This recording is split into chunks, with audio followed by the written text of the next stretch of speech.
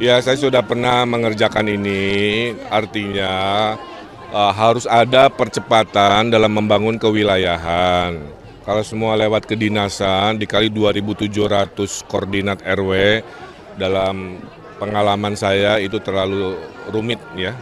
Maka dengan mempercayakan RW mengelola sendiri anggarannya, terbukti banyak perubahan signifikan. Tapi karena RW ini bukan ASN, maka anggarannya itu disimpannya di kelurahan. Nanti RW tinggal mengakses, kayak dapat tabungan lah ibaratnya kan. Sehingga yang melaporkan nanti kegiatannya juga kelurahan.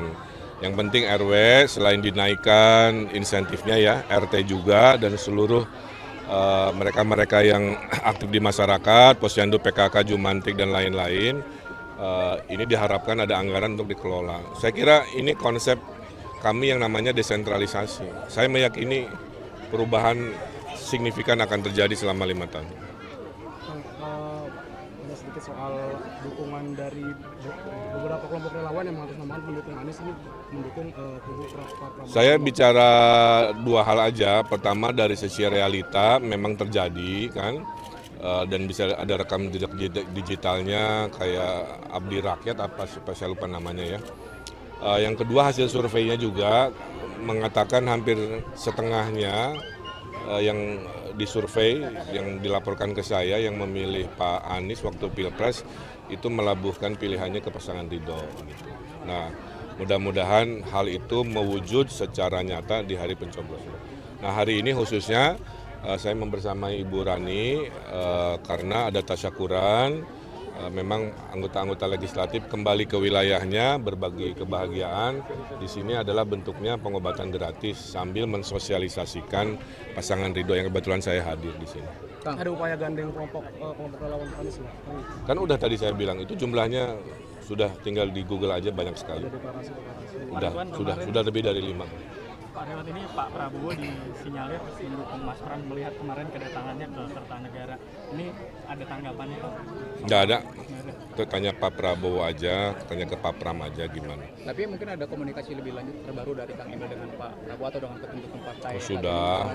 Komitmen dukungan. Kemarin kan wartawan jangan terlalu melebar ke sana ke sini. Itu tuh urusan perkabinetan, urusan koalisi partai-partai. Tidak ada sedikit pun ada urusan agenda kepilkadaan. Jadi tafsirnya tidak perlu dilebar-lebarkan menurut saya. Pak tadi sempat belusukan ya Pak, katanya ketemu sama disabilitas, anak yang stunting gimana? Ya, kenyataannya masih banyak yang stunting di Jakarta. 5 tahun kita kurangi, kita maksimalkan, dan tidak hanya saat sudah jadi bayi karena itu sudah telat, tapi stunting itu harus dibereskan sejak ibu hamil, bahkan saat calon pengantinnya akan menikah, diperiksa kesehatan masing-masing, diedukasi, sehingga pada saat hamil gizinya dari awal sudah dipersiapkan. Ya.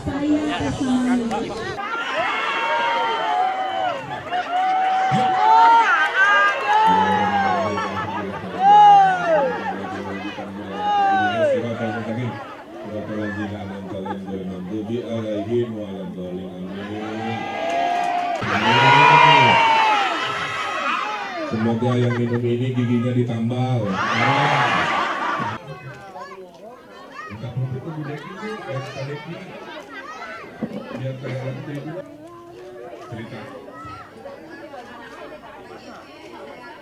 Ya, saya sudah pernah mengerjakan ini, artinya harus ada percepatan dalam membangun kewilayahan. Kalau semua lewat kedinasan, dikali 2.700 koordinat RW, dalam pengalaman saya itu terlalu rumit ya. Maka dengan mempercayakan RW mengelola sendiri anggarannya, terbukti banyak perubahan signifikan. Tapi karena RW ini bukan ASN, maka anggarannya itu disimpannya di kelurahan. Nanti RW tinggal mengakses, kayak dapat tabungan lah ibaratnya kan. Sehingga yang melaporkan nanti kegiatannya juga kelurahan. Yang penting RW selain dinaikkan insentifnya ya, RT juga dan seluruh mereka-mereka yang aktif di masyarakat, Posyandu, PKK, Jumantik dan lain-lain, ini diharapkan ada anggaran untuk dikelola. Saya kira ini konsep kami yang namanya desentralisasi. Saya meyakini perubahan signifikan akan terjadi selama 5 tahun. Ada sedikit soal dukungan dari beberapa kelompok relawan yang mengatasnamakan pendukung Anies ini mendukung kubu Pak Prabowo. Saya bicara dua hal aja. Pertama dari sisi realita memang terjadi kan, dan bisa ada rekam jejak digitalnya kayak Abdi Rakyat apa saya lupa namanya ya. Yang kedua hasil surveinya juga mengatakan hampir setengahnya yang disurvei yang dilaporkan ke saya yang memilih Pak Anies waktu Pilpres itu melabuhkan pilihannya ke pasangan Ridho. Gitu. Nah, mudah-mudahan hal itu mewujud secara nyata di hari pencoblosan. Nah, hari ini khususnya saya membersamai Ibu Rani karena ada tasyakuran. Memang anggota-anggota legislatif kembali ke wilayahnya berbagi kebahagiaan. Di sini adalah bentuknya pengobatan gratis sambil mensosialisasikan pasangan Ridho yang kebetulan saya hadir di sini. Ada upaya gandeng kelompok relawan Anies nggak? Kan udah tadi saya bilang itu jumlahnya sudah tinggal di Google aja banyak sekali. Sudah lebih dari 5. Pak lewat ini Pak Prabowo disinyalir mendukung Mas Pram melihat kemarin kedatangannya ke Kertanegara. Ini ada tanggapannya Pak? Nggak ada. Itu tanya Pak Prabowo aja, tanya ke Pak Pram aja gimana. Tapi mungkin ada komunikasi lebih lanjut terbaru dari Kang Emil dengan Pak Prabowo atau dengan ketum partai. Sudah. Komitmen dukung. Kemarin kan wartawan jangan terlalu melebar ke sana ke sini. Itu tuh urusan perkabinetan, urusan koalisi partai-partai. Tidak ada sedikit pun ada urusan agenda kepilkadaan. Jadi tafsirnya tidak perlu dilebar-lebarkan menurut saya. Pak tadi sempat belusukan ya Pak, katanya ketemu sama disabilitas, anak yang stunting itu gimana? Ya, kenyataannya masih banyak yang stunting di Jakarta.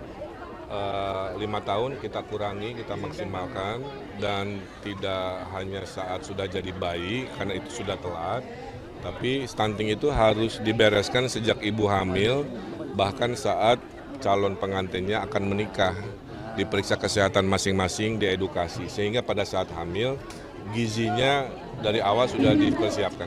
Ya.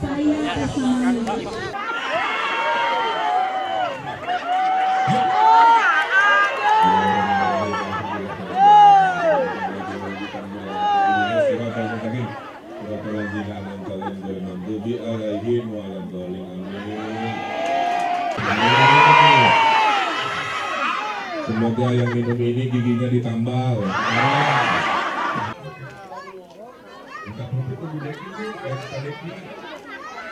Biar kayak cerita.